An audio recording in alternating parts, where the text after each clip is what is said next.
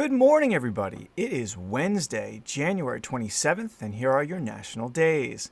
It is National Geographic Day. So, this is a periodical or a magazine that's been coming out once a month since 1888. That's a long time.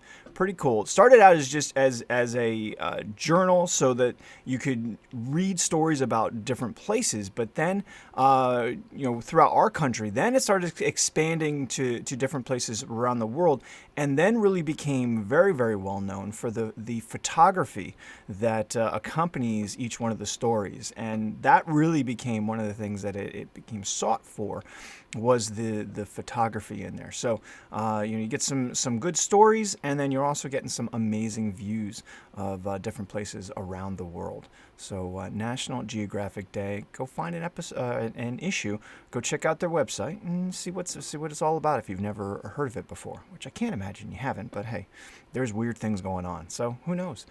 It's the International Day of Commemoration in memory of the victims of the Holocaust. Now, it's a long title, but it's also just referred to as the Holocaust Remembrance Day.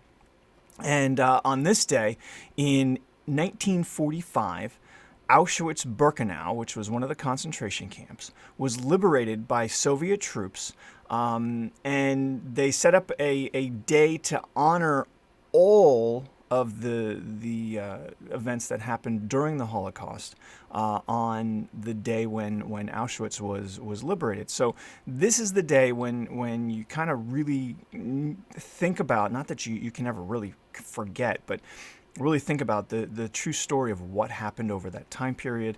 And we obviously you're gonna honor anybody that was lost their life to that, but also maybe go do some research on some of the people that survived that.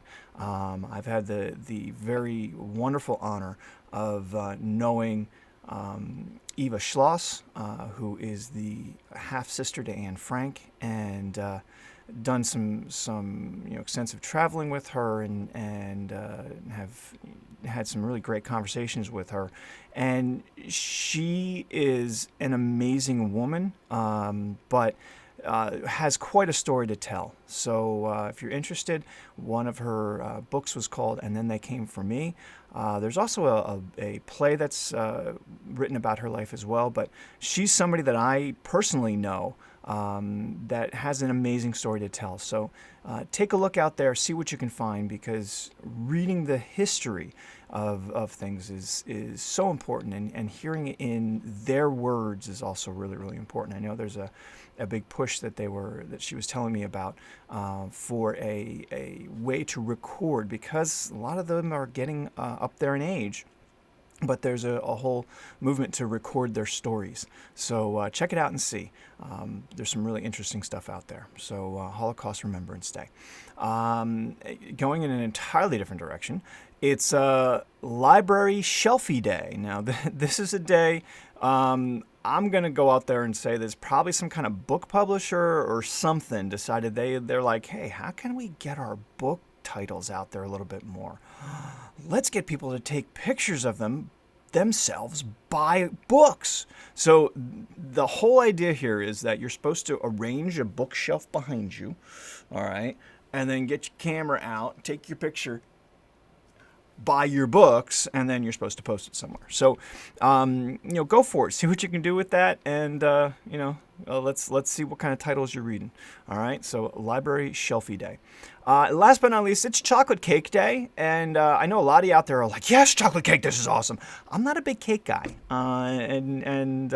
so if y'all want to have all the chocolate cake, I will give it to you. You are more than welcome to have it. I'll send it your way. But so if you like chocolate cake, maybe today's the day you make a chocolate cake, or you go find your local bakery that makes a chocolate cake and get either a nice slice of that, or if you need the whole cake, go for the whole cake. But support that local. It's always a good thing. Those are your days. Let's take a look at what our fact of the day is. Oh, this is interesting, right? Your desk at work has up to 400 times more germs than a toilet.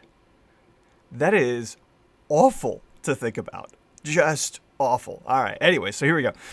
Research doesn't lie. The average desk harbors 20,961 germs per square inch, in addition to the 3,295 on the keyboard, 1,676 on the mouse, and 25,127 on the phone, if you still have one, that is.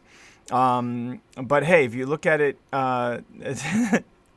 it's just one more reason to work from home. So it's almost like they knew what was going on right now, and everybody's kind of like, hey, I'm stuck at home, so that means I'm healthier. More surprisingly, germ-infested areas,